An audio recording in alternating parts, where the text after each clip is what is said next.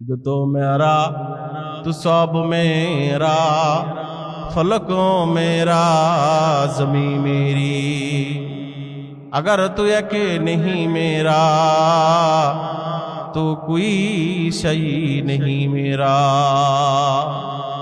जो तो मेरा तू सब मेरा, जमी मेरी फलक मेरा।